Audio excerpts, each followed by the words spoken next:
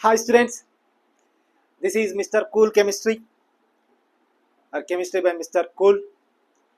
So, ఈరోజు మనము inter first year s block elements very short answers మనము discuss చేద్దాం. దీంట్లో ఎస్ బ్లాక్ ఎలిమెంట్స్లో మనకు 2+2 అంటే 4 మార్క్స్ అనేటువంటి వస్తాయి. అంటే ఏంటి అవి మరి? వెరీ షార్ట్ ఆన్సర్స్ అనేటువంటి 2 కంపల్సరీ వస్తాయి. సో కాబట్టి మీరు కంపల్సరీ ఈ వీడియోలో ఉన్నటువంటి క్వశ్చన్స్ అవుతే సరిపోతుంది. ఇవి చదివిన తర్వాత ఇంకా మీకు ఎక్స్ట్రా ఇంపార్టెంట్ అనిపించినవి మాత్రం చదవండి. ఇందులో చాలా క్వశ్చన్స్ ఉన్నాయి, కానీ మనం కొన్ని లిమిటెడ్ క్వశ్చన్స్ మాత్రమే, చాలా ఇంపార్టెంట్ క్వశ్చన్స్ మాత్రమే మనం డిస్కస్ చేస్తున్నాం. ఓకేనా? సో మనం బోర్ లేకుండా టాపిక్లోకి వెళ్దాం. So students, s block elements, so మీరు ఇది ఫస్ట్ స్క్రీన్ షాట్ తీసుకోండి. ఎందుకంటే ఇక్కడ మనం ఆన్సర్లు చాలా క్లియర్గా రాసాం. మీరు వేరే వెయిట్ నుండి మెటీరియల్ చూడాల్సిన అవసరం లేదు, ఏ బుక్ నుండి కూడా చూడాల్సిన అవసరం లేదు. ఒకవేళ అందులో మీకు ఈజీగా అనిపిస్తే అందులో చదవండి, no problem.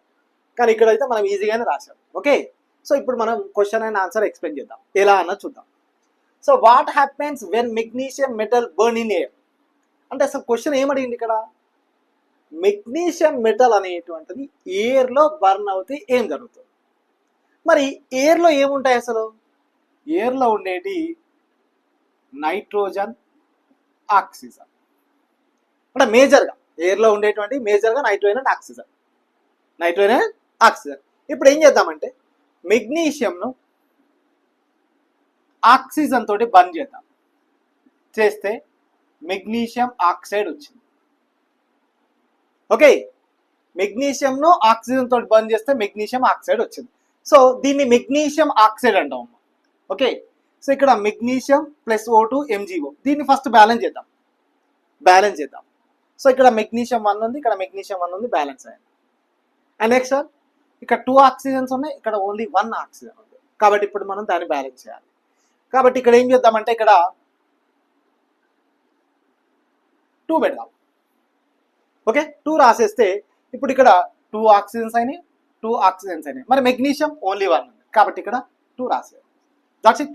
So equation balance అయింది.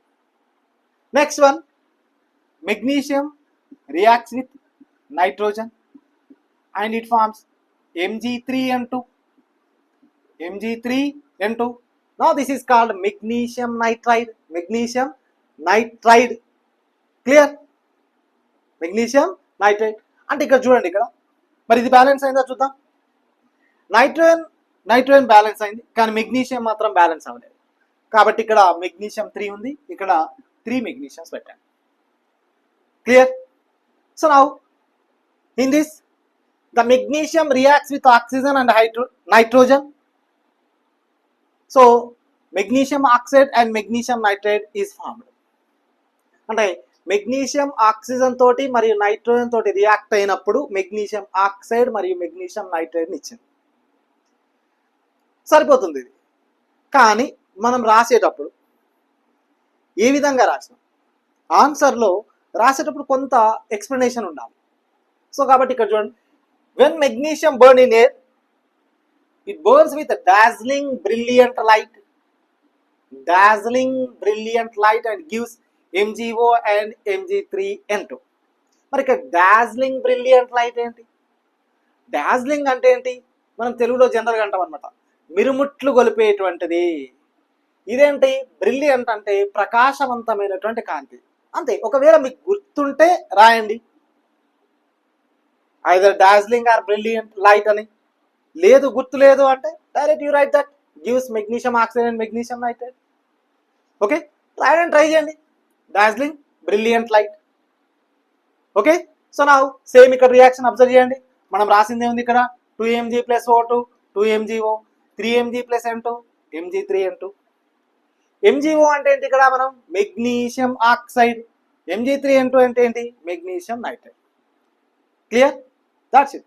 సింపుల్. ఏంటమ్మా ఇక్కడ మెగ్నీషియం అనేటువంటిది ఎయిర్లో బర్న్ అయినప్పుడు, ఎయిర్ అంటే ఏంటి? ఆక్సిజన్ అండ్ నైట్రోజన్లో బర్న్ అయినప్పుడు మెగ్నీషియం ఆక్సైడ్ ఇస్తుంది అండ్ మెగ్నీషియం నైట్రైడ్ ఇస్తుంది.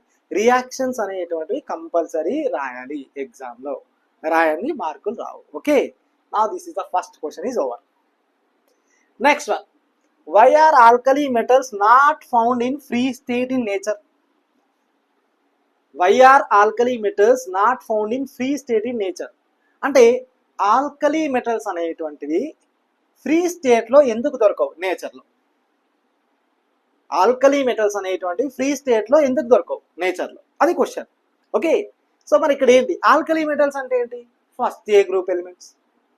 Okay, first A group elements. First A group elements ఏంటి ఇక్కడ? Lithium, sodium, potassium, rubidium, caesium, francium. Francium radio active element. So okay, దాన్ని మనం వదిలేద్దాం. క్లియర్? అంటే lithium, sodium, potassium, rubidium, caesium ఇవన్నీ కూడా ఫస్ట్ ఏ గ్రూప్ ఎలిమెంట్స్. మరి ఇక్కడ క్వశ్చన్ ఏమంటున్నాడు? ఇక్కడ ఆల్కలీ మెటల్స్ అనేటువంటి ఫ్రీ స్టేట్లో ఎందుకు దొరకవు ఇక్కడ అంటే ఇవి హైలీ రియాక్టివ్ మెటల్స్. ఇవన్నీ కూడా ఏంటి? Highly reactive metals. Highly reactive ఉన్న తర్వాత ఫ్రీ ఎలా దొరుకుతాయి? దొరకవు కదా. హైలీ రియాక్టివ్ అంటేనే ఫ్రీగా దొరకవు. మరి ఎందుకు హైలీ రియాక్టివ్ ఉన్నాయి? బికాజ్ లో అయనైజేషన్ పొటెన్షియల్. ఏంటి ఇక్కడ? Low ionisation potential, IP. లో అయనైజేషన్ పొటెన్షియల్ ఆర్ లో అయనైజేషన్ ఎనర్జీ. అంటే తక్కువ లో అయనైజేషన్ ఎనర్జీ, అంటే లో అయనైజేషన్ ఎనర్జీ అనేటువంటిది ఉంటుంది. అండ్ నెక్స్ట్ వీటి లోపల లిథియం 1s2 2s1, అంటే దీని యొక్క వేలెన్సీ షెల్లో ఓన్లీ 1 ఎలక్ట్రాన్ మాత్రమే ఉంటుంది. ఓన్లీ 1 ఎలక్ట్రాన్ మాత్రమే ఉంటుంది. కాబట్టి అది ఈజీగా లాస్ అవుతుంది. ఎలక్ట్రాన్ను ఈజీగా లాస్ అవుతుంది. సో కాబట్టి ఇది హైలీ రియాక్టివ్గా ఉంటుంది. హైలీ రియాక్టివ్గా ఉంటుంది. క్లియర్? That's it. ఇప్పుడు మళ్ళీ ఇక్కడ చూడండి, ఇక్కడ alkali metals are highly reactive అని రాసేయండి. ఓకే, ఎందుకు రియాక్టివ్ చెప్పినాం కదా ఇక్కడ? Low ionisation potential. Because low ionisation potential and only 1 electron present in the valency shell. Only ఒక ఎలక్ట్రాన్ మాత్రమే ప్రజెంట్ అయి ఉంటుంది దేంట్లో? దాని యొక్క వేలెన్సీ షెల్లో. That's it. Clear? Finish. Over. మళ్ళీ దీన్ని యాస్టీజ్ ఇక్కడ ఉన్నదే రాయండి. So these are not found in free state in nature. Simple గా రెండే లైన్ గుర్తుంచుకోండి. Low ionisation potential and only 1 electron present in valency shell. That's it. Over. Clear? Finish. Next third one. Lithium reacts with water less vigorously than sodium. Lithium reacts with water less vigorously than sodium. Give reasons. అంటే ఏంటి ఇక్కడ? Lithium అనేటువంటిది water తోటి చాలా తక్కువగా react అవుతుంది. దేనికంటే? Sodium కంటే. క్లియర్? లెస్ విగరస్లీ అంటే ఏంటి ఇక్కడ? చాలా తక్కువ బలంతో, అంటే చాలా తక్కువ అని అంతే. That's it. సో ఇక్కడ lithium reacts with water less vigorously as it is rayandy than sodium. First reason, lithium has small size. Lithium has small size and high hydration energy. High hydration energy. That's it. Simple. అంటే దీని యొక్క size అనేటువంటిది small ఉంటుంది, అంతే కదా. So ఇక్కడ ఏంటి? ఇక్కడ from top to bottom atomic radius increases. From top to bottom atomic radius increases. So lithium has small size and next lithium has high hydration energy. That's it. Finish. ఈ 3 questions అనేటువంటివి మీరు screenshot తీసుకోండి. Okay, done. So students, ఇప్పుడు దీన్ని కూడా మీరు screenshot తీసుకోండి. Fourth one, lithium salts are mostly hydrated by. Lithium salts are mostly hydrated by. మీరు ఇక్కడ సింపుల్గా దీన్ని బాగా డెప్త్ వెళ్ళకండి ఆన్సర్. ఓకే, మనకు జనరల్గా ఏంటంటే లిథియం స్మాల్ సైజ్ ఉంటుందని మనకు తెలుసు. ఎందుకంటే lithium, sodium, potassium, rubidium, caesium, francium. Okay, so వీటిలో లిథియం యొక్క సైజ్ అనేటువంటి స్మాల్ సైజ్. ఎందుకంటే from top to bottom atomic radius increases. From top to bottom atomic radius increases. Clear? So కాబట్టి దీని యొక్క సైజ్ స్మాల్. దీని యొక్క సైజ్ అనేటువంటిది స్మాల్ సైజ్. అండ్ దీనికి హై హైడ్రేషన్ ఎనర్జీ ఉంటుంది. ఏముంటుంది ఇక్కడ? High hydration energy. High hydration energy అనేటువంటిది ఉంటుంది. సో కాబట్టి దీన్ని ఎగ్జాంపుల్ కూడా రాయండి. Lithium chloride 2s2. ఇక్కడ పాయింట్ టైప్ ఉంటుంది, అలానే రాయాలి. ఓకే, సో దీనికి ఎక్కువ డెప్త్కి వెళ్ళకండి, సింపుల్ ఆన్సర్ రాసిండి అంతే. ఎందుకంటే మళ్ళీ మనం సబ్జెక్ట్లోకి వెళ్తే చాలా ఎక్స్ప్లెయిన్ చేయాల్సి వస్తుంది. సో సింపుల్గా lithium has small size and high hydration energy, and you write the example also, lithium chloride 2H2O. Clear? And next one, why gypsum is added to cement? Gypsum అనేటువంటిది సిమెంట్కి ఎందుకు యాడ్ చేస్తాం, అది question. Why gypsum is added to cement? ఇక్కడ చూడండి, ఇక్కడ simple ఏంటంటే gypsum is added to cement. ఇప్పుడు slow down the process of setting. అసలు ఏంటి సెట్టింగ్ ఏంటి అంటే, ఇప్పుడు మనం సిమెంట్ కనుక జిప్సమ్ను యాడ్ చేయకపోతే చాలా తొందరగా అది గట్టిగా అయిపోతుంది. అంటే ఇమీడియట్గా మనం కనుక చూస్తే సిమెంట్ ఇలా మనం గోడలకు ప్లాస్టింగ్ ఇలా చేసేటప్పుడు ఏమవుతుంది, తొందరగా గట్టిగా అవుతుంది. అలా తొందరగా గట్టిగా కాకుండా చాలా స్లోగా గట్టిగా అవడం కొరకు మనం జిప్సమ్ యాడ్ చేస్తాం, అంతే. దాన్ని ఇంగ్లీష్లో రాస్తాం. క్లియర్? సో ఇక్కడ ఏంటి, ఇక్కడ gypsum is add to cement to slow down the process of setting. అంటే సెట్టింగ్ అనేటువంటి దాన్ని స్లోగా చేస్తుంది. And next, and cement gets sufficiently harden. అప్పుడు ఏమవుతుంది, సఫిషియెంట్గా హార్డ్ అవుతుంది. Clear? And next one, what is plaster of Paris, mention it uses. Plaster of Paris and mention it uses. ఇక్కడ దీన్ని CaSO4 ఆఫ్ H2O అంటే కాల్షియం సల్ఫేట్ ఆఫ్ H2O. మనం సింపుల్గా దీన్ని calcium sulphate of H2O అంటే of hydrate అని రాయండి. That is called plaster of Paris. సరే, కొన్ని బుక్స్లలో సెమీ హైడ్రేట్ అని కూడా ఉంటుంది. Okay, so calcium sulphate semi hydrate or calcium sulphate half hydrate is called plaster of Paris. మరి మనం దీన్ని ఎక్కడ యూజ్ చేస్తామంటే జనరల్గా డెంటిస్ట్లో యూజ్ చేస్తాం. మనం డెంటిస్ట్ పళ్ళు ఖరాబ్ అయినప్పుడు మనం జనరల్గా పెడతాం, ఏమంటాం, సిమెంట్ చేసిండ్రు అని అంటారు కదా, దాన్ని మనం POP. So plaster of Paris దాంట్లో యూజ్ చేస్తాం. అదేవిధంగా బోన్ ఫ్రాక్చర్స్ అయినప్పుడు కాలు కానీ చేయి కానీ విరిగినప్పుడు మనము దీన్ని కూడా POP అనేటువంటిది మనం యూజ్ చేస్తాం. And next one, making white chalk pieces అనేటువంటివి. And next, making cast for statues and రూఫ్స్కు. ఆ తర్వాత వచ్చేసి టాయ్స్ ఎట్సెట్రా, వీటన్నిటి కూడా యూజ్ చేస్తాం. ఓకే, సో మీరు ఇక్కడ క్లియర్గా గుర్తుంచుకోవాల్సింది మాత్రం CaSO4 ఆఫ్ H2O కంపల్సరీ రాయాలి. Of H2O, so half hydrate, that is called plaster of Paris. Is it clear? That's it. So students, 7th question, give the biological importance of Na plus and potassium plus ions. Give the biological importance of Na plus and potassium plus ions. అంటే Na plus ఉన్న potassium plus ions యొక్క biological importance అడుగుతున్నారు. Okay, biological importance. So దీనికి సింపుల్గా మీరు 2 points రాస్తే సరిపోతుంది. Okay, so first one Na plus ions and K plus ions. Na plus ion K plus ion రెండిట్లలో కూడా ఒక పాయింట్ కామన్ ఉంది. అదేంటంటే ట్రాన్స్మిషన్ ఆఫ్ నర్వ్ సిగ్నల్స్. ఈ రెండింటి చాలా కామన్. నర్వ్ సిగ్నల్స్ అనేటువంటి ట్రాన్స్మిట్ ఎలా అవుతాయి అన్నది ఈ రెండిట్లో common. And next second point, దీంట్లో ట్రాన్స్పోర్టేషన్ ఆఫ్ షుగర్స్ అనేటువంటి ట్రాన్స్పోర్ట్ అవ్వడం, అండ్ అమైనో యాసిడ్స్ కూడా వేట్ లోపలికి, సెల్స్ లోపలికి, సరిపోతుంది అంతే, no depth. Okay, transportation of sugars and amino acids into the cell.